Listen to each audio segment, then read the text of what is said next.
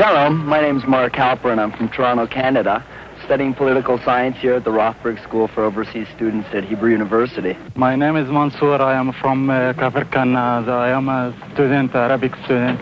קוראים לי יאיר מיאמוטו, אני באתי מיפן, אני עכשיו לומד באוניברסיטה במכינה. My name is Anna Wansha, I am from Romania, and I am studying Hebrew University the history of the world. I'm Theodore Bikel, originally from Vienna. In 1938, my parents and I left Austria and came to Palestine. I was 13, too young to study at the Hebrew University.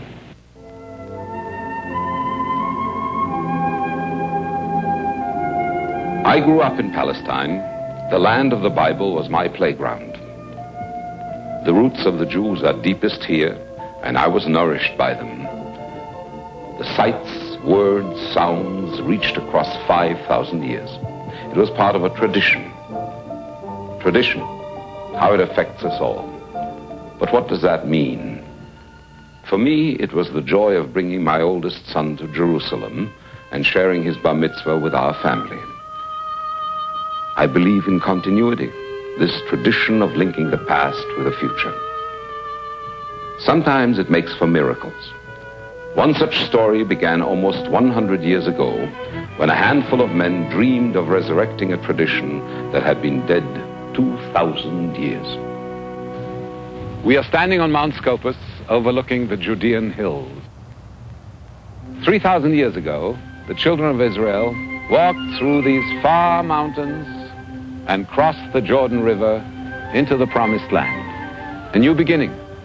Almost 60 years ago, there was another beginning. Imagine for a moment that today is July 24th, 1918. Listen. You can hear in the distance Turkish artillery. World War I is not yet ended. We are part of a small group of distinguished men and women who are assembled here on Mount Scopus. Chaim Weizmann, famous chemist and Zionist, General Allenby, commander of the Allied forces in the Middle East, Chief Rabbi of Jaffa, and others who represent the Zionist leadership. All have come here from many different countries to set the cornerstone of an incredible dream, the beginning of the Hebrew University. By 1918, the Russian Zionists raised the money to buy the Gray Hill estate here on Mount Scopus. They tell the story that Chaim Weizmann negotiated the purchase from Lady Gray Hill. She asked, why Scopus? Why not something near the beach with beautiful views of the Mediterranean? Why? Chaim responded, because it was on Scopus, 2,000 years ago, on a ridge overlooking Jerusalem, that a Roman general directed the siege of the city. In the end, the Jews were driven out of their homeland. Isn't it fitting, then, that these wanderers, sometimes called the people of the book, should return to raise a university on the site of their greatest humiliation, to show that they had not perished, but were very much alive and looking to pass the torch of learning to their children? Lady Gray Hill could not refuse, and so she sold the land on Scopus to Weizmann.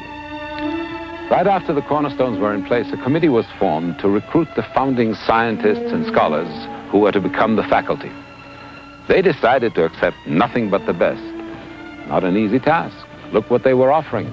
Pioneering working conditions, minimum equipment, poor living quarters, and of course, almost no salary.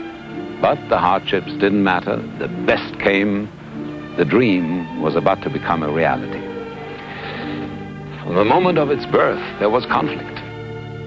The majority argued for research and graduate work. No undergraduates, no teaching. They felt that by holding out the promise of research, they could attract a brilliant faculty. Not a bad argument, because in the early 1920s, there were terrible problems. Eretz Israel was filled with deserts, swamps, tropical diseases, cultural complexities. They needed the best minds and all the help they could get. April 1st, 1925, they came from foreign lands, the rich, the poor, the famous, and not so famous. They came by boat, by automobile, by carriage, and some walked on foot up the steep hill to Mount Scopus. It was a day of joy. They were dedicating the university and they came to celebrate.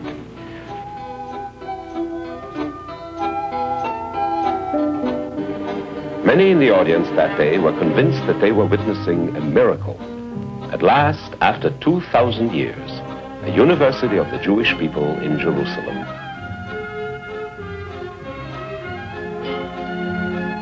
Ehud Sprinzak, professor of political science at the university, adds a note of historical perspective. Well, as you know, this university is unique. I don't believe there is such a university in the world because the university was established during a revolution. The revolution that we're speaking about is the Zionist revolution. This is a unique event in the history of the Jewish nation.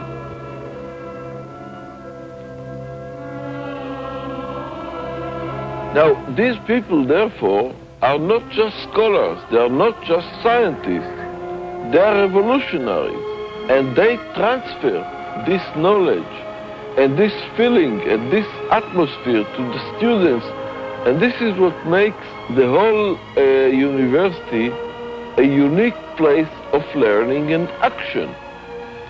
Dr. Bernard Cherik came to Mount Scopus just 2 days after the UN declared Israel an independent nation. Presently a senior vice president and major spokesman for the university, Dr. Cherik gives us a historical perspective of those early founders and pioneers. If you look at the first board of governors of the university, you will find some of the greatest names of the period. Einstein, Freud, Weizmann, most of the outstanding minds of the Jewish people of the time. The university was founded long before the establishment of the independent state of Israel. This institution of research and scholarship represents a spiritual bond encompassing the Jews in all countries. It was my privilege to visit Einstein several times in his later years. I don't have to tell you that we didn't discuss higher mathematics and he didn't consult me on physics. We discussed the Hebrew University and its general development. Einstein had gone through a period some years earlier of discontent, but in his later years, right down to the very last, he was entirely devoted to the university. So much so that in his will, all his papers and documents are given to the Hebrew University. What is fascinating is that the dream of the library starts in a remote Polish-Lithuanian border town in the 1880s. A doctor by the name of Chazanovich in the small township of Białystok dreamt a dream that the Jewish people were going to return to their own land in Israel, and that in that land they would need a library. And so Chazanovich started collecting books for a country he never saw from a remote and distant place. Eventually, those books were transferred to Jerusalem. The Bnei B'rith had a little house just outside of the old city, and this is where this library was housed. Then, when the university was created in the 1920s, this library, with only a few thousand volumes, was handed over to become the university library and at the same time the Jewish National Library. Today, there are some 3 million volumes. Thank heavens for Dr. Chazanovich's dream, for it has become the very heart of the university.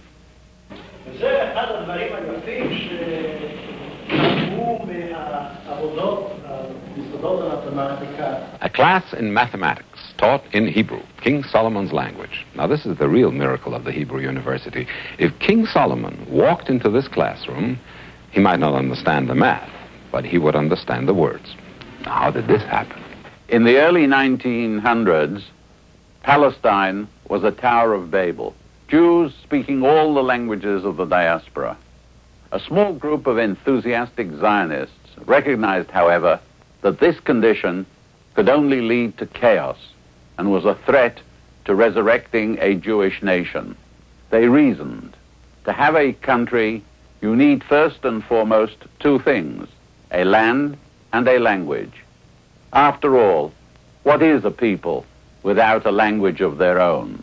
People speaking Yiddish or German or almost any other language suddenly were besieged by these zealots shouting, Yehudi daber ivrit, Jew, speak Hebrew. Unless the languages of the diaspora were to be eliminated, the Jews coming back to the country and their children would be forced to carry with them the scars, the sorrows, and the 2,000 years of second-class citizenship. The break had to be a clean one. We had to revive the language of Abram the Hebrew and of generations of Jewish history. With its rebirth would come the revival of a proud history and culture of an ancient people. It was this war of languages, as it was called, which led to the naming of our university as the Hebrew University of Jerusalem, where we have been teaching and doing research in the Hebrew language. In 1922, Dr. Judah Magnus was called to Jerusalem to lead the university, and in 1925, he was made chancellor. The natural sciences flourished and became increasingly vital to the development of the land. Magnus respected this success, but always rated Jewish studies as the chief enterprise of the university. He would often say that without Judaism, all the scientific achievements and physical growth of the campus would be as a mind and a body without a soul. Dr. Nathan Rothenstreich came from Poland to the university in 1932, first as a student, then later as a professor of philosophy. He considers the growth of the university a natural extension of the growth of Zionism. Let us not forget that Jews were very active in universities in the 19th and 20th century, but they were active as individuals. The Hebrew University established an institution which is an institution of the Jewish people and not a sum total of individuals. That process started with the very beginning of the Hebrew University and has been reinforced since. At last, the right to an education without quotas, the right to research without prejudice, a Hebrew university in Jerusalem, the dream come true. Well, almost, for there was no peace. Like their biblical forefathers, they had to defend their right to exist. Yigal Yadin, professor of archaeology at the Hebrew University, discoverer of Masada, and former chief of staff of the Israel Defense Forces, has had to live all his life with this soldier-scholar dilemma. Well, my first memories really go back to 1935 when I was a freshman here. Everything was small altogether. The Jews in Palestine at that time were not more than, 400,000 or 500,000 people, and there were several hundred students here. And this first year of my coming into the university actually coincided with the bursting of what is called the disturbances of 1936. That is to say, when the Arabs started to oppose physically the actual existence of the Jews here. And then every one of us, both students and professors, were in the underground, in the defense movement of the Haganah, preparing for ourselves. Of course, everything looked very menacing indeed. And being a young officer, so to say, in the underground, I was sent nearby to open courses training in weapons. And to my great surprise, I would say, not necessarily delight, I saw among my students my own professors, and I had to teach them how to handle a machine gun while they were teaching me the more important things about archaeology, history, Hebrew languages. It was a strange mixture, but I think a very typical of the whole period there. And if I can say that I can boast that it took me about 12 years to get my master's degree because 1 year I was there and 1 year I was here. I think it's typical of many, but it's not so much that aspect, but the mixture, so to say, of the learning, of the studying, of the academic interest, together with the practical problems we were facing. I think that haunted me and many of my generation till this very day. In early 1933, when it became clear that the Jews of Germany were seriously endangered by the rise of the Nazi Party, the Hebrew University committed all its resources to save as many of the German students and educators as possible. 1939, England declares war on Germany. The Jews of Palestine set aside their differences with Great Britain. Students and professors, farmers and city dwellers joined the Jewish Brigade to fight the Nazis. Soon after World War II, in 1948, the Jews of Palestine are again plunged into a great struggle, the War of Independence.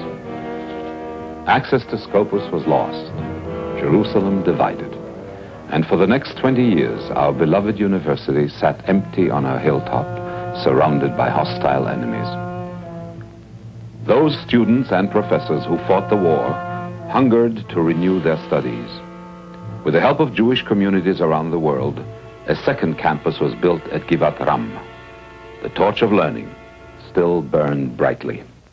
One of the defenders of Mount Scopus was a gentle man of science who created the first life-saving serum used against scorpion stings. Now in his 80s, Professor of Entomology Aaron Chulov remembers those tumultuous days and his part in an unusual incident. In 1948, I was in charge of the biblical zoo, and the zoo was situated in the area of Mandelbaum Gate, which was the border between the Jewish part of Jerusalem and the Arab one, and the Arab snipers were able to shoot the animals of the zoo, so the university invited the animals to be brought to Mount Scopus. They were brought in armored car. As a result of shooting, we were unable to feed animals there during the daytime, and we had to crawl on our bellies to bring the food for the animals, just because the shooting, the bullets were just above the ground, so we were unable to stay alive only when crawling to the cages. The so-called Six-Day War, it was a war with Egypt, and nobody in Israel even thought of attacking the Jordanians, the King Hussein. But when he thought that the Egyptians had the upper hand, he attacked Jerusalem. And I was at the general staff that mobilized again. Suddenly, a news came from Jerusalem that the Jordanians are attacking the Hebrew University. And nobody even could think of losing the Hebrew University. And the general staff took a decision to send a whole crack paratroop brigade to save the university. That brigade not only saved the university and joined hands with the university, but from here actually liberated Jerusalem.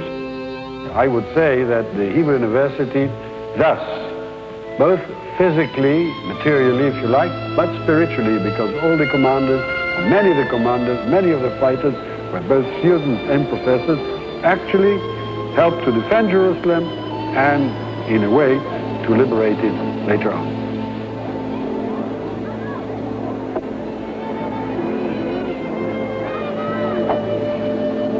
The Romans used to say that in the midst of war, the muses are silent, and that's not the history of this university. The history of this university is precisely because there is unrest and there are wars from time to time. It's the bounden duty of mankind to make the muses speak. It's what the muses say are the things worth defending. And if they don't speak, if the muses are silent, there's no point in defending it. בוקע, עולה לו שיר הנוערן, נפשנו רושפת וליבנו חם, מתילי שחקים, נוצץ ראשינו ובפינו זמר להג. For 2,000 years, the Jews of the diaspora wandered from country to country. Their music and their art was influenced by the lands of their exile. In turn, their culture influenced the lands which they inhabited from time to time. Today, the Hebrew University in Jerusalem, in its music department, is collecting and collating these various forms of music, from Bukharian to Ladino to Yiddish to Hebrew.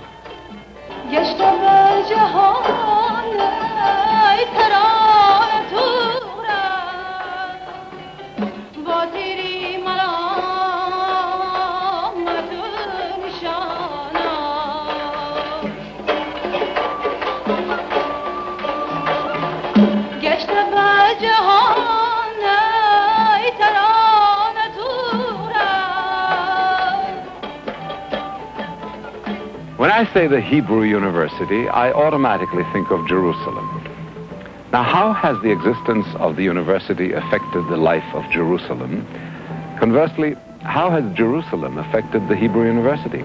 Everybody has been to Jerusalem and has seen the university, the new campus up on Mount Scopus, built after we returned in '67, knows what the dominant part of Jerusalem the university is. Dominant from point of view of town planning, the view of it, but much more important of content.